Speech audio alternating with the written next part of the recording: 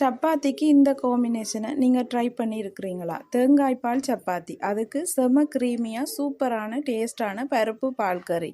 ஒரு வாட்டி சாப்பிட்டா அடிக்கடி செய்ய தோணும். இன்னைக்கு இந்த ரெசிபியை எப்படி செய்வதுன்னு சொல்லி வீடியோவை ஸ்கிப் பண்ணாமல் ஃபுல்லாக பாருங்கள். வாங்க வீடியோவுக்குள்ளே போகலாம்.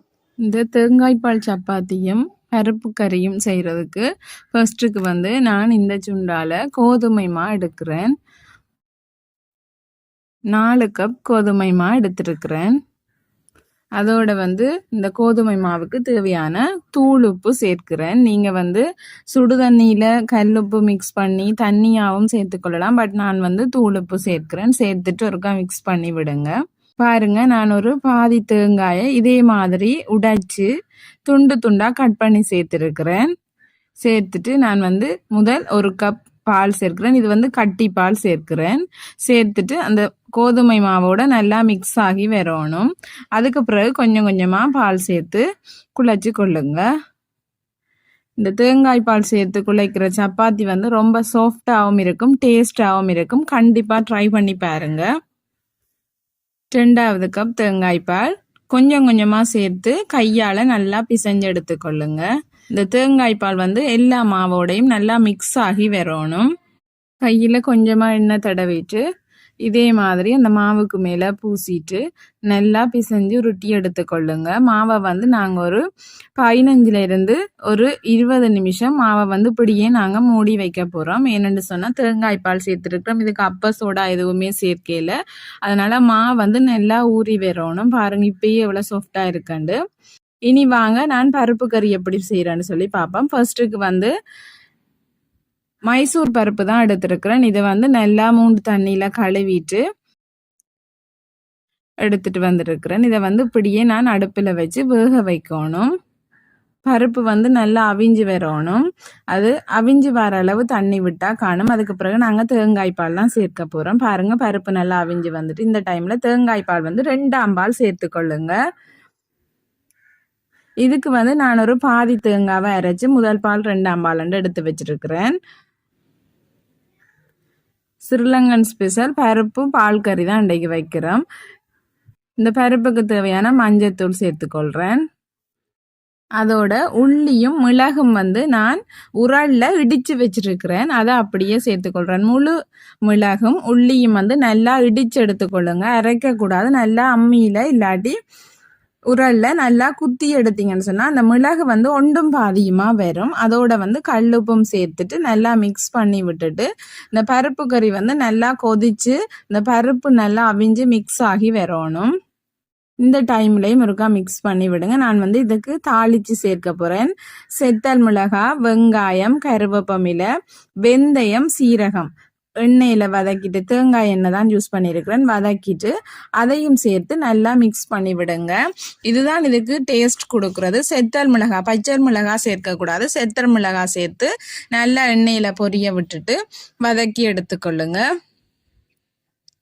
வதக்கின பிறகு இந்த பருப்போட சேர்த்திக்கிட்டீங்கன்னு சொன்னால் அந்த வாசத்தோட ரொம்பவே டேஸ்டாக இருக்கும் இந்த பருப்பு கறி. நல்லா வத்தி வரும்போது கொஞ்சமாக முதல் பால் எடுத்து தேங்காய் பாலில் முதல் பால் எடுத்து வச்சுருப்பீங்க தானே, அதையும் சேர்த்துட்டு நல்லா மிக்ஸ் பண்ணி ஒரு கொதி வர விட்டு அடுப்பை ஆஃப் பண்ணிங்கன்னு சொன்னால் சூப்பர் அண்ட் டேஸ்டியான பருப்பு பால் கறி ரெடி ஆயிட்டு. கண்டிப்பாக உங்களோட வீடுகளையும் ட்ரை பண்ணி பாருங்கள். ரொம்பவே டேஸ்டாக இருக்கும். இதுக்கு எந்த ஒரு மசாலா எதுவுமே சேர்க்க தேவையில்லை.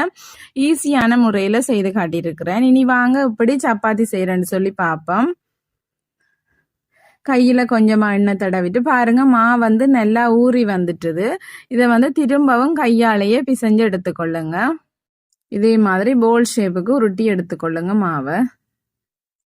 ஓகே, பாருங்க, இதே மாதிரி நல்லா உருண்டையெல்லாம் பிடிச்சு எடுத்துக்கொள்ளுங்க. இனி ஒரு தட்டில் இல்லை ஒரு கோப்பையில் கொஞ்சமாக கோதுமை மா அப்ளை பண்ணிட்டு அதை நீங்கள் சப்பாத்தி கட்டியாக இருந்தாலும் சரி, அப்படி இல்லாட்டி இப்படி ஒரு மரக்கறி வெட்டுற பலகையாக இருந்தாலும் அதில் வச்சு நல்லா சப்பாத்தி கட்டையால் உருட்டி எடுத்து போட்டு எடுத்தீங்கன்னு சொன்னால் சூப்பர் அண்ட் டேஸ்டியான தேங்காய் பால் சப்பாத்தி ரெடி ஆயிரும். பாருங்கள், நான் உங்களுக்கு செய்துட்டு சுட்டும் காட்டுறேன். பாருங்கள், இப்படி ஒட்டாமல் வருதுன்னு சொல்லி. பாருங்கள், நான் எல்லா மாவையுமே இப்படி திரட்டி எடுத்துட்டு அதில் வந்து 3 மாவுக்குரிய சப்பாத்தி வந்து உங்களுக்கு காட்டுறேன். இதில் வந்து ஃபர்ஸ்ட்டுக்கு ஒரு தோசைக்கல் அடுப்பில் வச்சுட்டு எண்ணெயை சேர்த்து நல்லா தோசைக்கல் சூடாகி முடிய இதே மாதிரி அந்த ஓரங்களை கைகளாலேயே அமர்த்தி விடுங்க. உங்களுக்கு பார்க்கவே தெரியும் சப்பாத்தி பாருங்க எவ்வளோ புசு புசுண்டு பொங்கி வருதுன்னு சொல்லி இதே மாதிரி நல்ல சாஃப்டாக வரும். தேங்காய் பால் தனியாகவே சேர்த்து குழச்சிங்கன்னு சொன்னால் ரொம்ப டேஸ்டான சப்பாத்தி வந்து உங்களுக்கு ரெடி ஆயிரும்.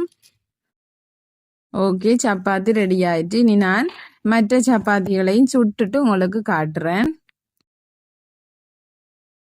உங்களுக்கு பார்க்கும்போதே தெரியும் எவ்வளோ சாஃப்டாக வந்திருக்குன்னு சொல்லி. பருப்பு கறியும் ரெடி ஆயிட்டு சப்பாத்தியும் ரெடி ஆயிட்டு சப்பாத்தி உங்களுக்கு நான் வைக்கும் போதே தெரியும் எவ்வளோ சாஃப்டாக இருக்குன்னு சொல்லி. இனி நான் உங்களுக்கு இதை பிச்சும் காட்டுறேன். பாருங்க இவ்வளோ நார்மலாக சாஃப்டாக பிஞ்சு கொண்டு வருதுன்னு சொல்லி.